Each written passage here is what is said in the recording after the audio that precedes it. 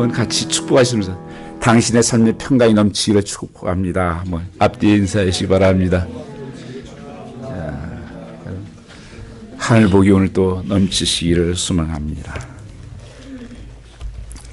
오늘 하늘 말씀은 겨자씨 하나의 꿈이라는 말씀으로 같이 말씀을 나누고자 합니다. 젊은 청교도 목사 가운데 장이라는 이름을 가진 사람이 있었습니다. 이 사람은 1637년에 영국에서 미국의 신대륙의 꿈을 가지고 미국에 찾아왔던 분입니다. 이 새로운 땅에서 새로운 인생을 펼치면서 또 하나님의 복음을 증거하기 위해서 왔었지만 1년이 지나지 않아서 1638년에 폐결핵 진단을 받습니다. 이때 당시만 해도 폐결핵은 거의 불치의 병입니다. 자신이 죽어간다는 사실을 깨달았습니다. 그러니까 임종 직전에 자기의 재산을 헤아려 보니까 가진 것은 별로 없고 목사님이 가지고 있었던 책이 300권이 있었습니다. 그래서 이 책을 가지고 어떻게 기도하다가 그 도시에 새롭게 시작하는 학교가 하나 있었습니다. 유타운 컬리지라고. 그래서 기도하면서 편지를 하나 써서 그 학교에 기증을 하게 됩니다. 나는 이 땅에 꿈을 안고 찾아왔습니다. 그러나 주께서 나를 부르신 것 같습니다. 내 이 땅에서 다하지 못한 꿈, 이것을 나의 후학들을 통해서, 후배들을 통해서 이루어질 것을 기대합니다. 내가 학교에 제공하는 이 책을 통해서 나는 훌륭한 신학자들이 나오기를 기도합니다. 또한 훌륭한 법학자들이 나오기를 기대합니다. 훌륭한 과학자들이 나오기를 길러져서 이 땅을 풍성하게 하고 이 미국 땅에 기여하는 위대한 거인들이 나타날 것을 기대합니다. 이 감동적인 헌정서를 받아든 학교가 너무 감동이 된 거예요, 이사들이. 그래서 회의를 했습니다. 그래서 학교 이름을, 이분 본래 풀 이름이 잔 하버드예요. 그러니까 이 하버드로 이름을 바꾸게 됩니다. 그래서 이 학교가 그 꿈은 이 대학을 통해서 분명히 열매를 맺게 되었습니다. 이 젊은이의 꿈, 이 젊은이의 기도 속에서 위대한 미국, 위대한 하버드 꿈이 자라나게 된 것입니다. 그는 우리는 이런 미래를 바라보는 안목을 가진 사람을 갖다 비저너리라고 부릅니다. 미셔너리. 이게 꿈을 가진 사람이다. 비전을 보는 사람이다. 우리가 이 시대가 어두울수록 정말 소망이 없어 보이고 절망적인 시대일수록 하나님께서는 이 꿈을 가진 사람, 이런 비전을 가진 사람을 찾고 있다고 하는 것을 말씀하고 있습니다. 예수님께서 12명을 부르실 때 여러분 제자들 보면 세상적으로 내놓으면 쓸만한 제자가 없습니다. 그때 어부 출신, 피셔맨, 텍스 콜렉터, 세상에 보면 학문도 없고 지식이 없는 사람들. 한번 설교하는데 놀라운 말씀을 증거하니까 사람들이 그렇게 말합니다. 저 학문 없는 저 무식한 사람인 줄 알았는데 어떻게 저런 말씀을 전하지? 그때 당시에는 로마의 식민지에 살아서 큰 신전들이 많이 거기에 지어졌습니다. 지명 앞에 이 로마 이름이 지명 앞이 붙었던 곳은 다 신전이 있었던 것이에요. 큰 신전이. 그 신전 앞에 큰 왕으로 섬기는 신전들인데 그 초라한 제자들. 어떤 초라한 예수님. 그를 주님께서 부르셨다고 하는 것입니다. 그래서 부르셔서 니네 한번 써먹자. 한번 사용 좀 하자. 단순히 그것 때문에 부르신 게 아니에요. 그들의 꿈을 가진 사람들이 되도록 그리고 그 시대를 바꾸고 세계를 바꾸고 이 복음을 증거하는 삶을 감당할 수 있도록 하기 위해서 부르셨던 것입니다. 아멘. 지금 12명의 인류 역사의 미래에 기대를 걸으셨던 것입니다. 하찮은 그들에게 주님께서는 그들에게 비전을 주시고 그 역사를 이루게 했습니다. 그런데 실제적으로 313년 콘스탄티노 황제 때 그 거대한 파크스 도마가 공교회가 돼버립니다. 교회가. 그런 핍박과 얼마나 많은 기독교인들 죽임을 당하고 그 카타콤이라는 곳에 가보면 지금도 로마에 가보면 수많은 카타콤들이 있습니다. 핍박을 통해서 숨어 들어가서 예배 드리는 것이에요. 거기에 들어가는 사인이 여러분 차에다 붙이고 다니는 그 물고기입니다. 이크토스라고. 주는 그리스도시요 살아계신 하나님 아들이라는 약자예요. 그걸 통해서 그런 그들이 노마를 뒤집었습니다. 세계에 복음이 증거되는 것입니다. 이게 하나님께서 우리를 향한 비전이고 하나님 향한 우리의 꿈이라고 하는 것입니다. 그래서 하나님 오늘 하나님 나라에 대해서 꿈에 대해서 말씀하고 있는 거예요. 하나님 나라의 비전에 대해서. 앞에 26절 말씀입니다. 하나님의 나라는 씨를 땅에 뿌린 것 같다. 30절 말씀입니다. 하나님 나라는 어떻게 비유할꼬 겨자씨 하늘과 같다. 이것을 말씀해 주고 있는 것입니다. 이 겨자씨 비유에 이렇게 일컬어지죠. 어떤 사람은 작은 겨자씨를 하나 심었습니다. 아주 작은 겨자씨입니다. 그런데 이 겨자씨가 자라납니다. 나물이 됩니다. 나무가 커다란 나무가 되어 드디어 가지를 펼치게 되고 펼쳐진 가지를 울창한 나무가 되었을 때 새들이 날아와 둥지를 틀고 거기서 쉼을 얻고 안식처를 하고 거기서 노래를 부르고 다른 사람들을 섬기고 꿈을 줄 수 있는 그런 나무로 자라는 것처럼 예수께서 자기를 따른 제자들에게 기대하고 싶었던 하나님 나라에 대한 비전이었습니다. 주님은 그 제자들에게 그 시대의 비전이가 될 것을 기대하셨던 것입니다. 그리고 그 꿈들은 이루어가고 있습니다. 사랑하는 여러분, 주께서 저와 여러분에게 제자로 오늘 시대를 부르셨다면 하나님께서는 우리에게 어떤 비전과 어떤 꿈을 주셨을까요? 항상 우리 삶은요, 하나님 나라입니다. 지금에도 그렇게 우리가 고백하자. 하늘에 계신 우리 아버지, 하나님 나라가 임하시옵소서. 이 헬라어는 그렇게 씁니다. Come kingdom of God. 앞에 강조점이 앞에 와요. 오소서 하나님의 나라가. 내 삶에 하나님의 나라가 임하시옵소서. 오신다는 통치의 개념이에요. 다스리는 개념입니다. 오셔서 나를 다스려 주시고 나를 주장하시고 나를 써주시옵소서. 그래서 하나님의 나라가 임하는 거예요. 여러분 굉장히 중요한 기도입니다. 그래서 주기도문에 집어넣은 거예요. 여러분 가정에서 기도하면서 남편이나 자녀들이나 늘 속에 늘 하나님의 나라가 임하기를 원합니다. 하나님 통치하시는 삶이 되기를 원합니다. 이 기도가 놀라운 파워풀한 기도예요. 이 시대의 고통의 시대, 이 어둠의 시대, 우리가 지금 기대하시는 비전이 될 수 있겠는가 하는 것입니다. 오늘 보면 이러한 이 말씀을 통해서 우리에게 가르치고자 하시는 말씀하신 음성을 듣기를 원합니다. 여러분, 하나님의 이 세미한 음성, 이 페네트레인 보이스를 들어야 됩니다. 첫째로 하나님이 쓰시는 그런 꿈을 펼치는 사람이 되려면 제일 지금 중요한 것은 뭐냐 하면 우리의 작고 고통스러운 현실을 부끄러워하지 않아야 한다는 것입니다. 우리는 작다는 현실, 고통스러운 어렵다는 현실을 부끄러워하지 말라는 것입니다. 왜냐고요? 사랑하신 여러분, 모든 위대한 것은 작은 것에서부터 시작됐습니다. 성경의 인물을 보면 작은 곳에서 출발해서 쓰임받았습니다. 다윗이 하나님의 합한 자, 위대한 그 하나님의 쓰임받았던 것은 작은 목동에서부터 출발해요. 그때 당시 목동은 가장 천한 직업입니다. 거기서부터 하나님의 부르심이 있었습니다. 베드로도 어부 고기 잡다가 거기서 출발입니다. 아브라함 우상 섬기는 그 자리에서 하나님의 다 부르심을 받았습니다. 성경 말씀에 세례 요한이 나옵니다. 그때 당시를 말하면 슈퍼스타예요. 모든 사람이 세례 요한을 쫓았습니다. 영향력이 거기에 다 미치고 있었습니다. 그런데 세례 요한이 한번 이렇게 말합니다.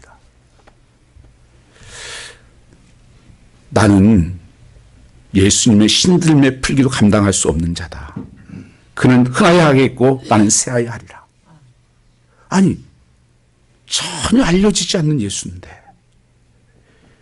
그리고 예수님을 소개한 후에 그는 무대로 서서히 사라지고 맙니다. 그래서 요한을 따르는 사람들은 아, 예수님 정말 대단하신가 보다. 무슨 큰 능력이 있는가 보다. 그래 따르기 시작했습니다. 세례받은 다른 사람들이. 큰 기대를 가지고 왔는데 예수님을 다녀봤자 별 사건이 안 생기는 겁니다. 뭐 조그만 기적 하나씩 베풀고. 너무 초라한 거예요. 바리새인들이 그리고 계속 막아들고 핍박하고 아무 일도 못하게 합니다. 뭐 율법을 지키지 않는 자들이다. 성전을 뭐 허는 자다. 뭐 이런 소리 하면서 계속 핍박하고 피해 다녀야 되는, 숨어 다녀야 되는 그런 모습인 거예요. 누가복음 13장 23절 똑같은 본문에서 이런 말씀이 기록됩니다. 선생님, 아무리 전도하려고 해도 적은 숫자밖에 따라오지 않습니다. 왜 그렇습니까? 제자들이 직접 주님께 물은 거예요. 주님과 같이 다니면서 많은 사람이 막 일어나고 막 말씀을 믿을 줄 알았는데 주님이 갇혀 다녀도 조금밖에 돌아오지 않아요. 별 변화가 없어요. 예수님이 제자들과 일단은 무리들이 그 여행을 아주 애쓰했습니다. 큰 사건이 일어나지 않았습니다. 반대와 핍박은 부딪혔습니다. 심지어 예수님 가족들까지도 예수를 반대하는 것처럼 보였습니다.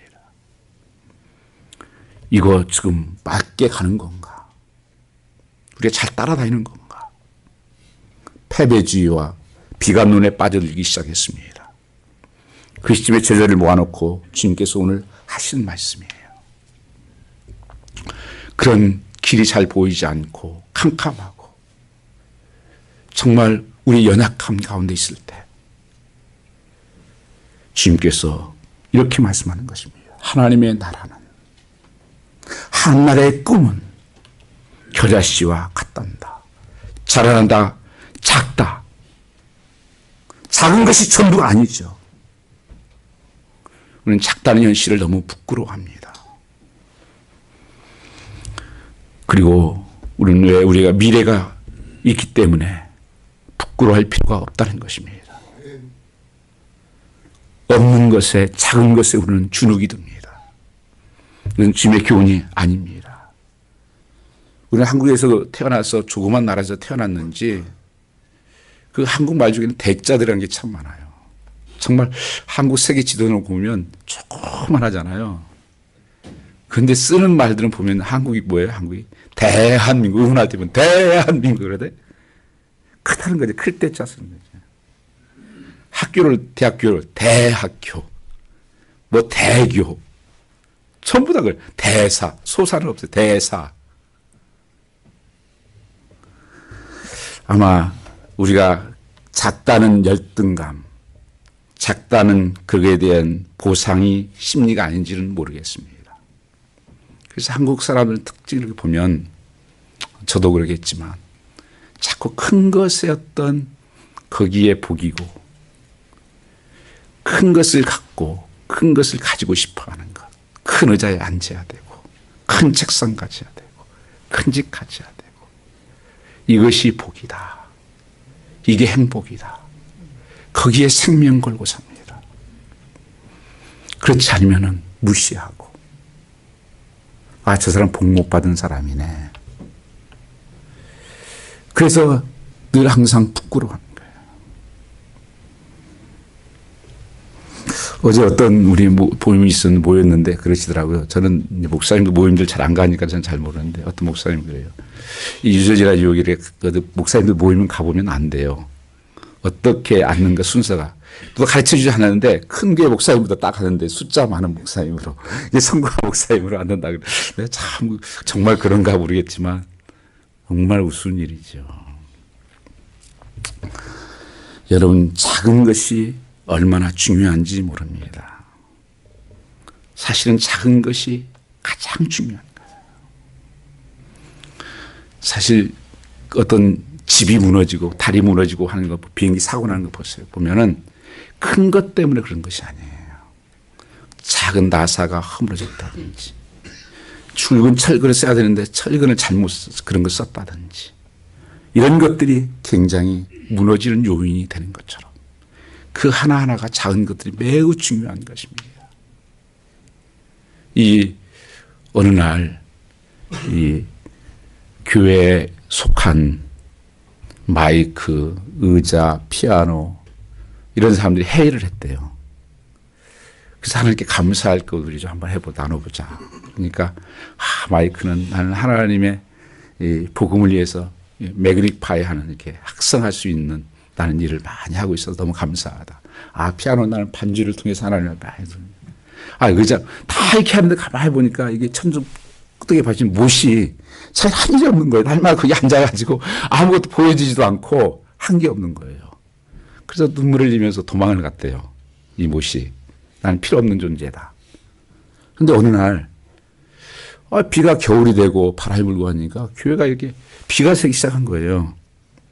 그러니까 조사를 해도 별로 나타나지가 않아요. 이거 왜 이러나 가서 보니까 지붕이 거기가 그 못이 박힌 자리가 빠져가지고 거기서 비가 들이쳤다 하는 이야기겠지만 굉장히 우리에게 시사하는 바가 많죠. 여러분, 우리 작은 사실 우리 보면 연약하죠.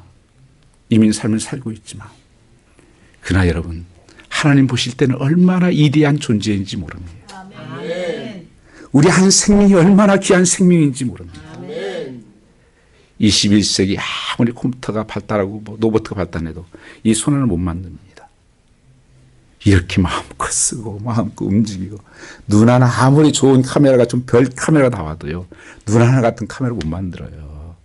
그냥 순간에 멀리 봤다. 작게 봤다. 초점 맞춰주고. 하나님이 얼마나 이게 와이프도 다 붙였잖아요. 이거 눈썹으로 와이프 붙여주고 다 이게. 얼마나 하나님께서 기가 막히게 만들었어요. 그래서 시편 139편 말씀 보시면 하나님께서 우리를 만드시면 신묘막측하다 그래요. 언더풀리하고 피어풀리하는 표현할 수 없다는 거예요. 알면 할수록 신비하죠. 그 우주 속에 하나님 나를 보내셨다는 거예요. 여러분, 우리 안에 보이지 않는 장기는 얼마나 더 중요합니까? 사람 죽는 것들 다 보여지는 것 때문에 죽습니까? 보이지 않는 장기 때문에 죽어요. 그게 암 생기고. 여러분, 한 사람이 정말 하나님 나라에서 귀한 존재일 뿐 아니라 저는 우리 교회에서도 가장 중요한 건 여러분 한 분 한 분입니다. 어떤 분이 제가 교회 요새 안 나오셔서 교회 좀 나오셔야죠. 안 보입니다. 보고 싶습니다. 그랬더니 목사님 내가 술을 좀 토요일 날 많이 마셔서 다른 사람 피해 줄까 봐서 못 오신다는 거예요. 그래서 제가 그렇게 썼습니다. 그 무디 목사님이 그러셨는데요. 교회는 쓰레기들이 모이는 곳이랍니다. 저도 그 쓰레기 중에 하나입니다. 보여지는 것은 좀 다를지 모르지만 속 들어가면 다 그렇습니다. 그러나 술 먹는 것이 옳은 것이 아니라 그걸 재생하는 것이 교회입니다. 쓰레기를 바꿔서 재생해내는 곳이 교회지. 주님께서 의인을 부르는 것이 아니라 나는 죄인을 부르었다고 그렇게 말씀하는 것입니다. 저는 그 한 영혼이 훨씬 더 귀합니다. 주님께서 99마리 있는 양보다도 한 마리 잃어버린 양을 찾아나시는 게 주님의 마음입니다. 그래서 여러분, 저는 정말입니다. 믿음 연약한 한 심령, 그 사람이 훨씬 저는 제 마음이 많이 갑니다. 교회에서 여러분, 집에서 어린아이가 태어나면 어떻게 합니까? 애 태어나면 남편도 별로 멀리 가야 되던데요. 다 천덕꾸러기 되고 그냥 거기에 올인하더라고요. 보면 다 가족이. 그 한 생명은 도움이 필요하니까. 숨길이 필요하니까. 그게 여러분 무시하는 게 아니죠. 그 한 영혼에 대한 주님의 마음입니다. 아흔아홉머리가 안 중요해서 그런 것이 아니죠. 그 한 영혼 돌아오는 것이 얼마나 중요하냐. 그 지옥 갈 수밖에 없는 백성, 그 한 영혼을 살리는 것, 이게 교회의 능력이에요. 여러분, 교회가 지금 너무 높아졌어요. 목사가 너무 높아졌습니다. 낮은 데 내려가야 됩니다. 큰 것을 바라보고 너무 욕심이 들어가 있어요. 너무. 큰 것을 가지면 하나님께서 아무것도 카운트하지 않아요. 하나님 앞에 가서 건물 크다고 하나님께 칭찬 당할까요? 아니요. 그 눈도 안 떠요. 그요. 교회 몇천 명 됐습니다. 아무 관심 없어 하나님이요. 한 영혼 죽어가는 영혼 한 영혼이라도 건졌냐? 지금 하나님 말씀대로 네가 네 삶이 변했냐? 이거지요, 여러분. 그래서 정말 우리 성도들도 낮아져야 됩니다. 정말 한없이 낮아져요.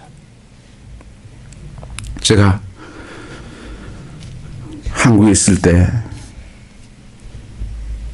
저희 청년인지 할 때 전도사님들이 있습니다. 전도사님들이 주로 이제 저희가 합동 측에서 자랐기 때문에 그 학교가 사당동에 있어요. 총신대학교가. 그럼 이제 청년 회장이니까 제가 이제 신방을 이렇게 갑니다. 같이 청년들이랑. 그 전사님, 담임 전도사님이시니까 찾아가 보고 이제 가면, 정말 눈물 났어요. 조그만 방에다가, 한 방에서 그 전사, 정말 그때 다 어려웠습니다. 전사님들이요. 그래서 신학교 갈 때마다 다 권사님들이 그렇게 해요. 또 과시바퀴 깔라고. 그만 친구들. 그래서 뭐 교회 공동회 하면 늘 우리 데모했어요. 그 공동회 할 때 우리 전사님들 좀 올려주세요. 생활 좀 되게 해 주십시오. 절대 저는 안 간다 그랬어요. 저희 어머님 신학교 가라고 할 때 난 안 갑니다. 근데 장로님으로는 잘 섬기겠습니다. 그랬다가 미국에 왔잖아요. 미국에 와서 하나님께서 어쩔 수 없이 이게 저는 막 이게 좋아가지고 가지 않았습니다. 하나님께서 버팅기다 하나님께서 어떤 포기할 수밖에 없는 그런 어떤 세상의 그런 것들을 다 내려놓을 수밖에 없는 그 기대가 없어지더라고요. 그래서 신학교를 가게 됐는데 결혼하고 바로 신학교 갔었는데 시작할 때가 교회에서 이렇게 꾸며진 2,000불 들여서 꾸며진 지하실 지금 보니까 정말 살 수 없는 곳이었습니다. 방 한 칸짜리 지하실 꾸며서 저는 월요일날 새벽에 학교를 필라델피아를 갑니다. 3시간 걸려서 아침에 가면 항상 8시 시험이에요. 헬라어시고요. 새벽에 졸면서 가다가 중간에 서 있으면 경찰이 항상 와 있을 때가 많았었어요. 세워놓으면 경찰이 깨우지도 않아요. 깰 때까지 기다리더라고요. 와가지고 왜 여기서 자냐. 그래서 이 얘기하면 절대 그러면 안 된다. 가라고 해서 또 가고.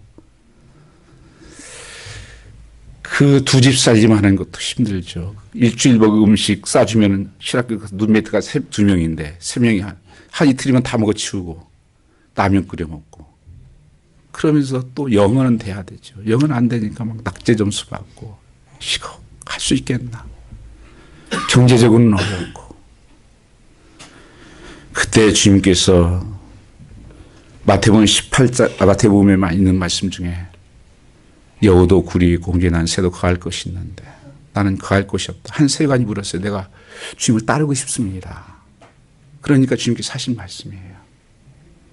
그 말 쓰고 참 많이 울었어요. 참 내가 주님을 따른다고 하면서도 주님은 그렇게 사셨다는데 이게 뭔가. 그래서 불렀던 찬송이 그때 465장이에요. 구주와 함께 나 죽었으니 구주와 함께 나 살았도다. 세상에 살 때는 그래도 뭐 시험 그렇게 떨어본 적이 없는데 뭐 신학교 와서 낙지 점수 받고 이거 뭐 다시 봐도 자신이 없을 것 같고 한없이 하나님 낮추시더라고요. 내가 할 수 있다고 생각하는 다 끊으시더라고요. 그래서 구주와 함께 나 죽었다. 죽어야 되는구나. 이거는. 죽지 않고는 할 수 없는 거구나. 그 고백을 했던 때가 많았습니다. 교회에 오면 금요일날 오후에 옵니다. 그러면 그때 청년부, 중고등부, 교회가 500명 이상 모이는 교회였습니다. 그러니 다 7, 80명인데 그 사역들 하면 새벽까지 하고 그리고 또 새벽에 나가고 이런 삶들을 이렇게 살면서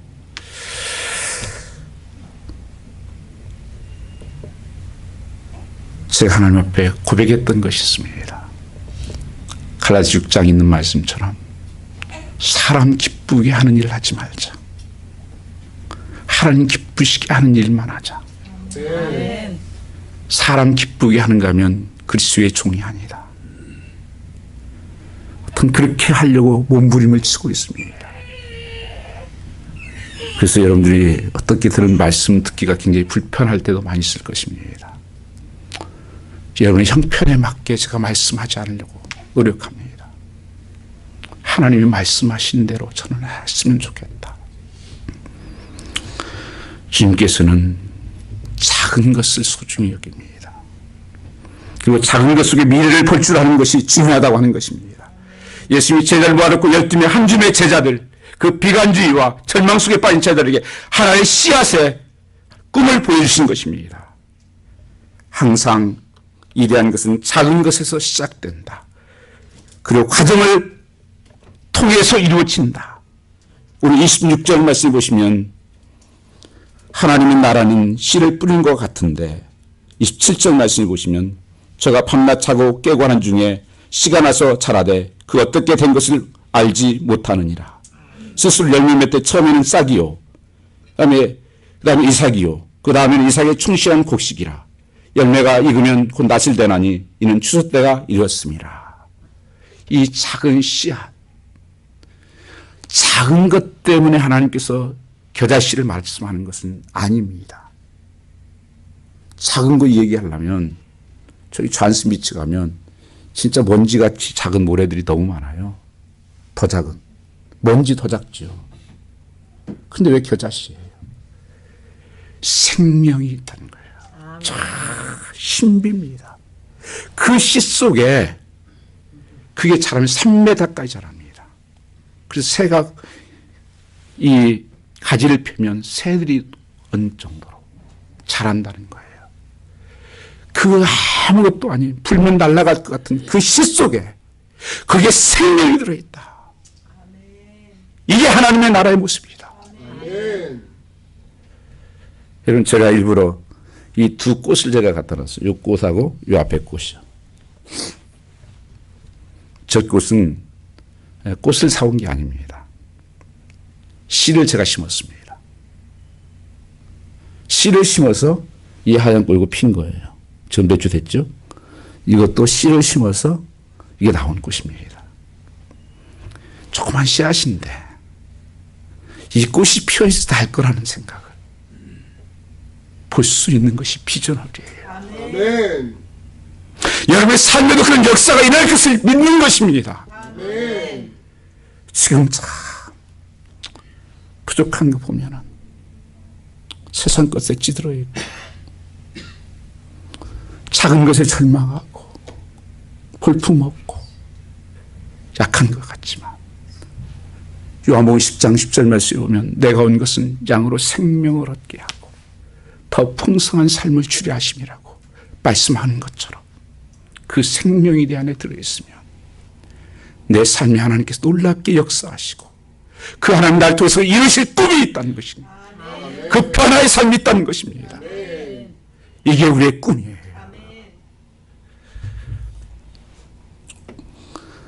이 과정이 필요한 것이죠. 오늘 이 시대에 살고 있는 소위 신세대들, 젊은 세대를 바라볼 때 부러운 면이 저는 참 많습니다.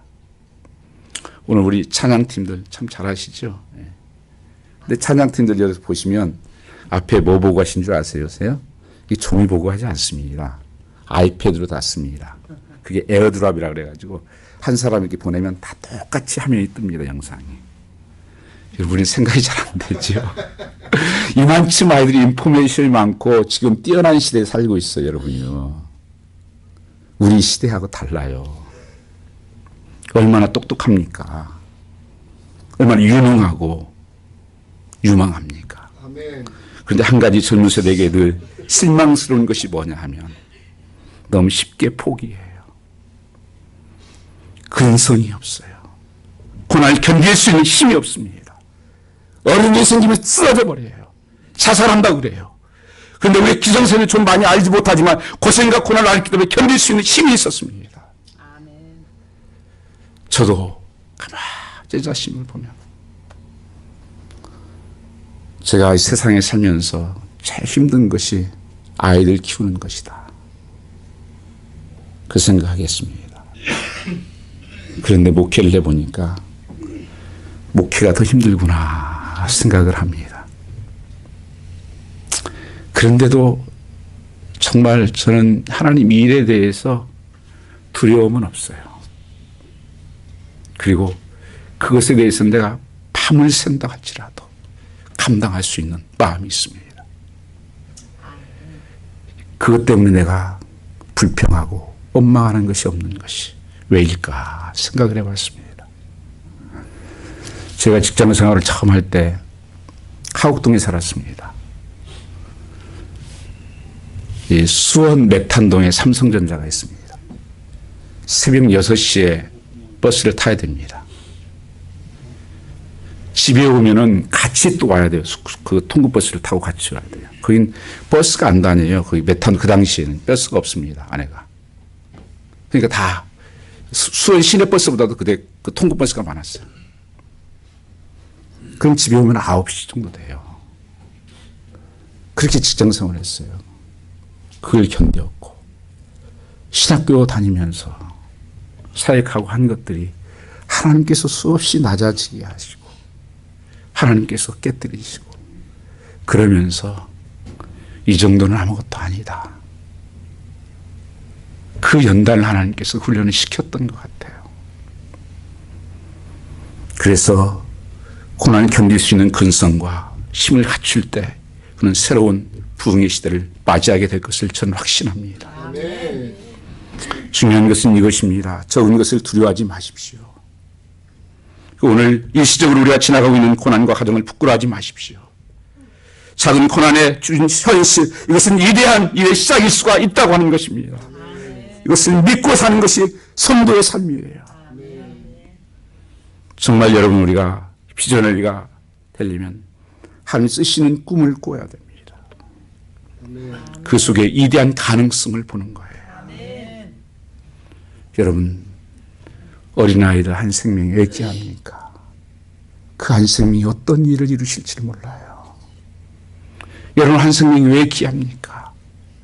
그 한 사람이 세상을 바꾸는 사람이 나올 수 있는 것입니다. 아멘. 이게 주님의 마음이에요. 그래서 주님께서 베드로가 변덕종이 아닙니까? 이름을 바꾸시잖아요. 너는 개바의 판석이라 할 것이다. 그건 너는 앞으로는 판석이 될 거야. 되었을 때 말하는 것이 아니에요. 변덕이 이름을 가지고 있었던 삶에서는 앞으로 반석 같은 삶을 살게 될 것이다. 사울이라고 하는 이름이 큰 자라는 뜻입니다. 바울은 작은 자라는 이름이에요. 자기가 사울은 잘난 줄 알았어요. 얼마나 여러 가지를 갖췄던 사람입니까? 주를 만나고 나는 작은 자다. 그래서 나는 자랑도 작은 것 자랑한다. 아픈 것 자랑하고 연약한 것 자랑하고 그래야 하나님이 하신다. 여러분 야곱이 하나님과 씨름하면서 얼마나 악착같이 뺏는 자 이름이야. 야곱이라는 빼앗는 자라는 거예요. 강탈자, 약탈자라는 거예요. 근데 뭐예요? 이스라엘로 바뀌잖아요. 오 나비가 될 것이다. 여러분 삶에서도 하나님은 성도의 이름을 바꿔주신 것입니다. 한 사람 한 사람에게 하나님께서 가지고 있는 비전과 하나님의 꿈이 있다고 하는 거예요. 여러분 한 사람 한 사람은 독특하게 유니크하게 하나님 만드신 거예요. 그것은 뭐예요? 비교하라고 하는 것이 아니라 나를 통해서만 이룰 수 있는 하나님의 꿈이 있다고 하는 것을 말씀해 주고 있는 것입니다. 그 다양성 속에서 나의 역할이 있는 거예요. 손의 역할이 있고 눈의 역할이 있고 보이지 않는 심장의 역할이 있듯이 그게 하나님 앞에 한 유니티가 되어서 하나님을 섬기고 나라를 따라가는 것입니다. 우리가 성경 말씀에서 오늘 집사님 기도하셨지만 우리 교회가 올해 목표가 그렇죠. 마음을 다하고 성품을 다하고 힘을 다하여서 하나님을 예배하자. 하나님 만나는 예배. 사랑하면 그 역사가 일어납니다. 그리고 성도가 뜨겁게 서로 사랑하자. 그리고 내 이웃을 내 몸처럼 사랑해서 복음을 전하고 선교하자. 영혼. 이게 주님이 새 계명입니다. 새 계명. 성경 말씀을 전체를 요약하면요. 10계명이에요. 10계명을 다시 요약해서 스퀴즈하면 두 개의 사랑입니다. 하나님 사랑과 이웃 사랑이에요. 한마디로 요약하면 사랑이에요. 그래서 계명이 뭐냐? 계명 지키라는 것이. 계명 지키라는 것은 하나님의 이름으로 사랑하라는 거예요. 그게 계명 지키는 사람이에요. 그 말씀은 뭐예요? 뭐든지 사랑으로 하라는 거예요. 사랑으로 하지 않는 것은 가짜입니다, 여러분요. 내가 복음을 전하는 것도, 봉사하는 것도, 섬기는 것도, 모든 일이 내가 말하는 것이 사랑이 들어가지 않으면 스탑하세요. 그게 하나님 마음이고 부모의 마음이에요. 저는 부모들은 자녀들에게 할 때 어떻게 합니까? 분노의 마음을 가지고 저주의 마음을 가지고 하시나요? 다 야단칠 때도 정말 아이들은 깨닫지 못해 사랑의 마음을 가지고 하잖아요. 그게 성도의 성경에 사도 바울이 말하는 것처럼 선생되지 말고 부모가 되라 그러잖아요. 아비의 마음을 품으라고 말씀하지 않습니까? 정말 여러분 한 사람 한 사람은 교회에서 선생되지 마십시오. 집에서 선생되지 마시고. 선생은 1만 명이 있대요. 1만 명. 그 성경 말씀 그대로예요. 아비가 없대요. 교회가 이렇게 복잡하고 가정이 힘든 게 뭡니까? 선생이 많아서 그래요. 가르치는 사람 많아요. 말하는 사람 많아요. 비판하는 사람 많아요. 정죄하는 사람 많아요.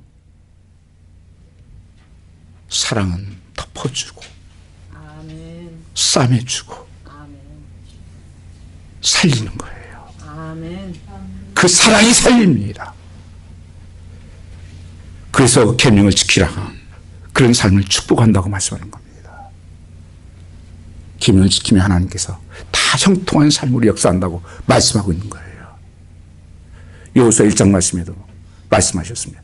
여호와의 말씀을 네가 지켜 자루로 우를 치지 않으면 내가 형통하게 될 것이고 내가 축복하게 될 것이다. 시편 1편 말씀에도 말씀합니다. 주야로 주의 말씀을 묵상하고 순종하는 자에게 시냇가에 심은 나무처럼 될 것이다. 그 계명이 사랑의 계명입니다. 여러분 그 겨자씨가 자라나서 그 생명력이 있기 때문에 여기서 무엇을 말씀하십니까? 겨자씨의 생명력, 주님은 그것을 복음의 생명력이라고 말씀하고 있는 것입니다. 그래서 하나님의 나라예요. 복음이란 예수 그리스도 자신입니다. 굿뉴스. 예수가 복음이심을 믿으십니까? 예수가 생명이시고 능력이 되십니다. 여러분 이 예수님의 제자된 예수님을 따라다니면서 이런 불평이 있을지 몰라요. 예수 따라다봤자 별거 없네. 뭐 다른 특별한 일도 안 생기고. 우리의 최대의 자산, 우리 인생의 정말 비전은 우리의 모든 것, 그것은 예수가 모든 것 된다는 것을 믿는 것입니다. 예수 붙들고 있으면 다 된다는 것입니다. 하늘과 땅의 모든 권세를 내게 있었다고 말씀하신 예수. 그래서 마지막 한 줌의 제자밖에 안 될 11명의 제자를 향하여 그가 남긴 교훈이 무엇이었습니까? 너는 가서 모든 족속으로 제자를 삼아 아버지와 이름으로 세를 주고 세계 모든 것을 바꾸어라. 아니 어떻게 이게 가능합니까? 그리고 마지막에 뭐라고 말씀하십니까? 볼지어다 세상 끝날까지 뭐 하신다고요? 내가 너희와 항상 함께 있을 것이다. 그것을 믿으신다면 여러분 내가 혼자가 아니에요. 다윗은 늘 이렇게 고백했습니다. 하나님께서 내 앞에 옆에 늘 함께 계심을 나는 믿고 산다. 그분이 나와 동행하고 계시고 나를 지켜주시고 나와 함께 하신다. 여러분, 예수 앞에 붙어 있으면 무엇이 두렵습니까? 때로는 삶이 흔들릴 때도 있겠죠. 근데 여러분, 이 종이가 바람에 우리같이 흔들리죠. 조금만 바람 불고 요동치면. 근데 여러분, 여기다 딱 붙여놓으면 떼기도 힘듭니다. 흔들리지 않아요, 내 삶이요. 예수에 붙어 있는 거예요. 주께서 내 오른손 붙잡고 계시는 거예요. 내가 붙잡고 있는 거예요. 주님이 나를 붙잡고 있는 것입니다. 예수가 충만이시고 예수가 모든 것이 되시는 것입니다. 그 하나님이 되시는데 그분이 나와 함께 계시다. 이게 작은 일입니까? 이게 작은 자입니까? 왜 그들이 연약한 자들이 그런 역사를 이루었습니까? 세계를 뒤엎었습니까? 힘이 함께 계시면 우리는 다시 일어서는 것입니다. 우리는 그 꿈을 이뤄 나갈 것입니다. 이러한 일을 우리를 통해서 벌일 것입니다. 지금 우리와 함께 하시기 때문에 그렇습니다. 이게 담대함입니다. 어디가 안전한 곳입니까? 주님이 함께하는 곳이 안전한 곳입니다. 이 시대는 우리를 잃어버린 것이 너무 많습니다. 어떤 사람은 직장을 잃어버렸고, 어떤 사람은 수입이 줄었고, 어떤 사람은 미래가 불투명하고, 사랑하는 여러분, 예수가 함께 계십니다. 그러면 우리는 다시 시작할 수 있고 다시 일어설 수 있는 것입니다. 주님이 함께 하신다. 이것이 우리의 소망입니다. 그것이 나의 비전이고 여러분 미래를 볼 수 있는 이 능력, 고독한 현실 속에서, 고통스럽지만 현실 속에서 우리를 이래한 일을 준비하시는 내일을 볼 수 있는 능력이 있다면 왜 좌절하고 낙심하고 포기하겠습니까? 주를 믿는 그 믿음이 부족한 것, 보험소에 보시면 간질병 걸려 영양을 한타다가 예수님이 그 제자를 고치지를 못합니다. 그래서 주님께 묻습니다.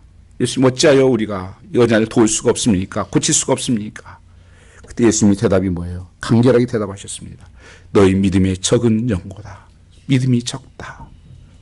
없다고는 하지 않으셨습니다. 예수를 향한 어떤 믿음이 있느냐, 어떤 유형의 믿음이라고 있으니 그래도 예수님을 따라다니고 그래도 예수 붙잡고 다니고 그래도 예수님 찬송하고 그랬죠. 그럼 너희 믿음이 적다는 것입니다. 오늘 우리에게도 주님 뭐라고 말씀하실까요? 만일 너희가 그렇다면 믿음이 적은 용고 아니냐? 왜 그 능력이 없냐? 왜 그를 못하느냐? 내 실력이 문제가 아니에요. 믿음의 문제입니다. 무슨 일을 하셨습니까? 너희 겨자씨알만 믿음이 있으면 뭐예요? 믿음만 있다면 이 산을 명하여 저로 옮길지라도 옮길 것이요. 문제는 이 믿음이 부족하다. 주를 향한 믿음이, 예수를 향한 믿음이 주님에 대한 것을 말씀하고 있는 것입니다. 내 인생이 불투명하지만 주님과 함께 하십니다. 나는 그 주님을 신뢰합니다. My Lord, my King is. 나는 주님을 신뢰하고 사랑합니다. 저는 나의 성공과 실패에 관심 없습니다. 어떤 분들이 가끔 그래요. 일화하면서 목사님 우리 교회가 좀 성장해서 교회 많아지면 사모님도 일할도 안 하시고 또 목사님도 좀 편하게 해주실 거예요. 기분 괜찮죠? 감사하죠. 속으로는 저는 그냥 비웃는 것은 아니지만 그냥 속으로 웃습니다. 하나님 아시죠? 교회 부흥해서 나 잘 먹고 살려고, 내 편해지려고 그 일 하는 거 아닙니다. 지금도 나는 그거 충분해요. 하나님 맡긴 사명이 우리의 앞으로 지금 죽어가는 많은 여기의 민족들, 다민족 교회를 세워서 참으로 우리 젊은이들이 지금 다 죽어가고 있고 여기에 또 이민 와 있는 많은 다른 문화권의 사람들, 이 영어 예배를 통해서 그 영혼들을 구원하는 그런 다민족 교회를 하나님 세워주십시오. 이 지금 교회가 지금 옛날 어렸을 때는 제가 교회 신앙생활 할 때는요, 교회 형태가 피라미드 형태였습니다.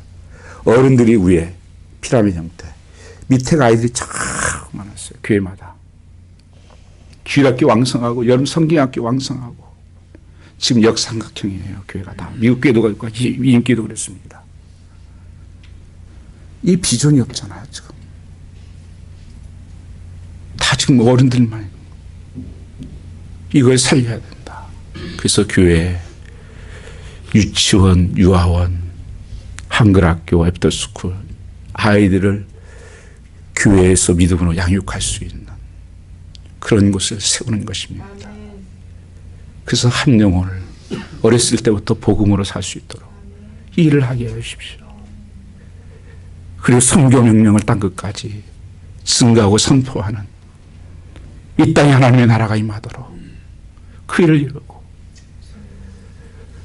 우리 매달 첫 주에 하는 오병이 헌금 그것은 우리 교회가 재정이 쓰려고 하는 게 아니에요. 그건 어려운 이웃들, 성경에서 고아와 가부와 어려운 사람들 도우라고 성경인 거예요. 교회가 그 사명을 감당해야 돼요. 주가 그리하면 하나님께서 더 후히 넘치게 주시리라. 주인 교회가 섬기는 교회가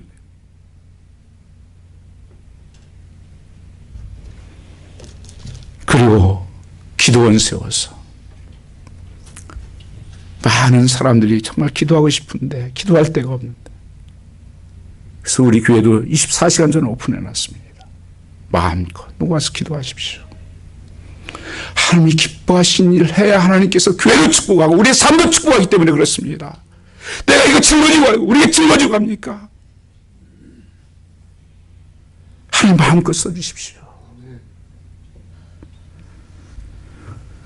우리 기도원 달라고 그렇게 몇 년, 7년을 기도했었는데 작년 9월 달에 새벽에 이거 앉아서 기도하는데 하나님께서 기도원을 줄 텐데 이 이름을 부엘이라고 해야 된다는 거예요. 그런 감동이 오는 거예요. 도대체가 뭐지? 이 교회 지금 하나 감당하기도 힘든데 무슨 지금 기도는 하고 있었지만 지금 아닙니다. 하나님 때가. 그러고 이제 잊어버렸어요. 그리고 제가 카톡에다가 올렸으니까 기록을 하는 거예요. 카톡에다가 내가 이게 우리한테 올렸어요. 기도하는데 뭐 기도를 주신다는데 하면은 분일이라고 해야 된다 합니다. 그랬더니 12월 한 중순쯤 됐을 거예요. 제가 아는 장로님한테 전화가 왔어요. 목사님, 교회 기도원 필요하지 않아요? 기도하죠. 네. 그 포커로 기도원 교회에서 쓰면 안 되겠습니까? 난 그건 생각도 안 했어요. 나 그런 기도원은 그림 안 그렸어요. 그거 그렇게 내가 그림을 그렸던 기도했던 건 그건 아니었어요. 더 넓은 곳에 어떤 내가 농사도 짓고 뭐 이렇게 하려고 다른 데서 기도했던 건데 그건 아닌데. 근데 목사님이 많이 이렇게 쓰고 목사님이 정말 사랑에 눈물이 있었던 곳이니까 교회가 사용했으면 좋겠다고. 그래서 처음에는 참 이거 관리하기 힘든데 우리가 우리 수준으로 안 받으려고 했다가 하나님께서 또 그렇게 기도했으니까 주시는가 보다 하고 교회에서 의뢰하고 뭐 투표도 했죠. 그래서 우리가 지금 갖고 지금 하나님께서 주신 거예요. 그때요. 그러니까 다 하나님께서 뭐 하라고요. 기도하는 사람들 마음껏 기도하게 하려고. 그거 가지고 있어서 사랑하라고 준 거예요. 그래서 내가 성도들도 많이 쓰시라는 거예요. 가서. 세 번의 마지막 적은 우리의 성장이 우리의 축복이 이웃에게 복이 되라고 말씀하고 있습니다. 성장의 변화가 지금 작지만 우리는 자라날 것입니다. 여러분의 삶에도 이런 비전을 품는 놀라운 역사가 일어날 것입니다. 이런 기적이 품어질 것입니다. 지금 고통스럽지만 우리는 다시 살아날 것입니다. 그리고 어느 날 내 삶은 이웃들에게 반드시 축복이 되는 것을 믿으시길 바랍니다. 우리 고통의 시기를 넘어설 때 난 이웃에게 그리고 우리는 이웃들에게 축복을 나누는 그런 삶이 될 것이다. 그런 가정, 그런 교회가 될 것을 여러분 믿어주셔야 됩니다. 이 꿈이 있어야 돼요. 이 기대가 있어야 됩니다. 왜 하나님 축복하겠어요? 더 잘 먹고 살려고요. 내 끼 먹으라고 죽겠어요. 이 기도를 하셔야 돼요, 여러분요. 너희는 먼저 그 나라와 그를 구하라. 그리하면 하나님께서 채우신다. 작은 겨자씨의 꿈, 내가 자라 울창한 나무가 될 때 가지를 펼칠 때 새들은 날아오리라. 그들에게 안식처를 제공하고 새들을 노래하게 되리라. 인생 내 주변에 살아가는 이웃들에게 노래를 주고 꿈을 주고 소망을 줄 수 있는 그런 역할을 할 수 있는 그런 섬김의 자리로 그 기대를 가지시길 바랍니다. 이게 겨자 채널의 꿈입니다. 세속적인 성공과는 내가 열심히 잘 먹고 사는 것입니다. 그게 복이라고 생각합니다. 그러나 기독교의 성공과는 그렇지 않습니다. 날 축복하시면 내가 잘 됩니다. 그 축복을 이웃을 섬기고 기독교의 이게 성공관입니다.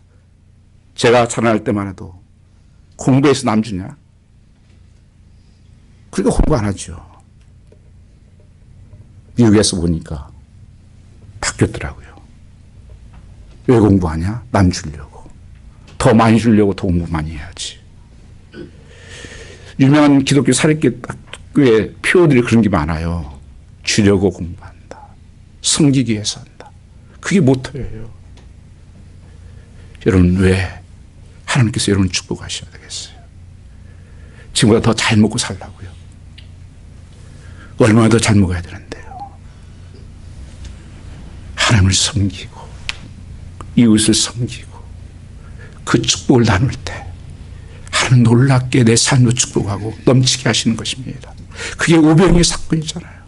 그 작은 것 하나님께 드렸더니 5천 명을 먹이고 2만 명을 먹이는 역사가 그 작은 점시 뭐하게 쓰겠어요? 하나님의 그게 멀티플이에요. 하나님 심으면 30배, 60배, 100배를 열리는 역사가 나타나는 것입니다. 올해 지금 20년 만에 제가 선교 작전금을 지난주에 내놨습니다.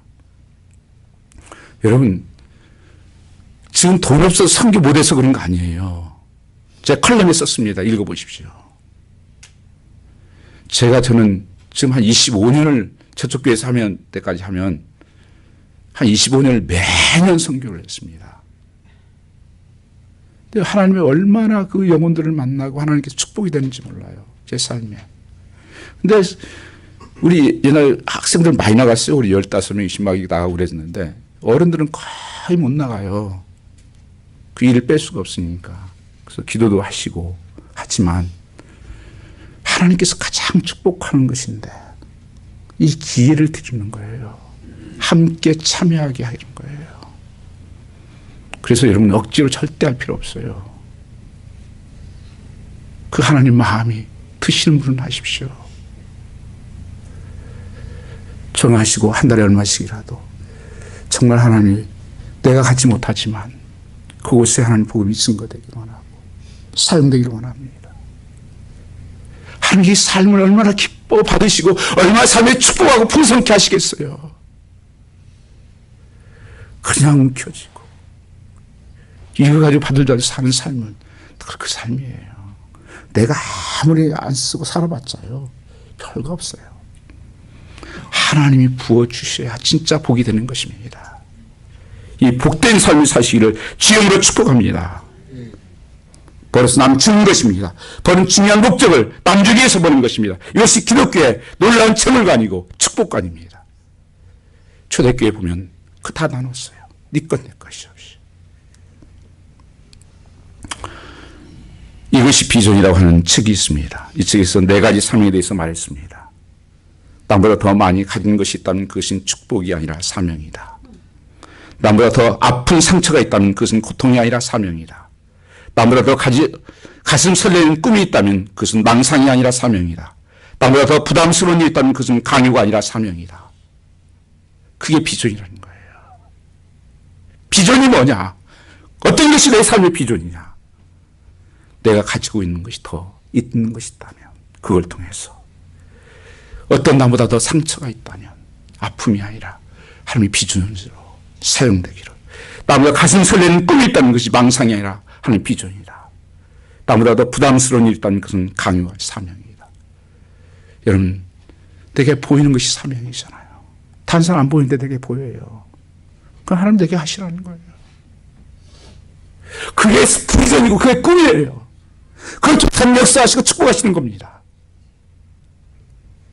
부담스럽네. 이 거룩한 부담을 끌어안으시는 여러분 되시길 축복합니다. 그 아브라함 링컨의 자서전에 보면 그런 얘기가 나오죠. 이게 별명 중에 하나가 진실, 아니스트 그 아브라함이잖아요. 진실한 아브라함. 점원을 일할 때 계산하고 10센트를 덜 간 거예요. 밤새 고민하다가 그 10센트를 들고 3마일이나 떨어진 곳에 찾아갑니다. 그리고서 돌려주고 오는데 막 칭찬합니다. 세상에 이렇게 착한 사람이 어디 있냐. 이 A부는 하나도 기뻐하지 않았다고 했습니다. 그렇게 말합니다. 저는 제게 칭찬을 받아야 하는지 난 이해하지 못하겠습니다. 너무나 당연한 것 아닙니까? 가져야 할 것, 그분에게 들려야 될 것을 돌려드릴 뿐입니다. 왜 칭찬을 받나요? 그러면서 그는 이렇게 깨닫습니다.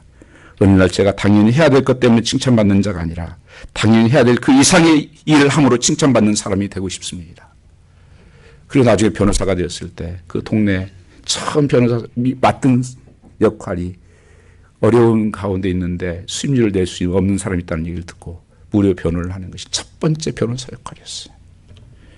그가 미국을 바꾸고 가장 지금도 위대한 대통령이 되지 않습니까?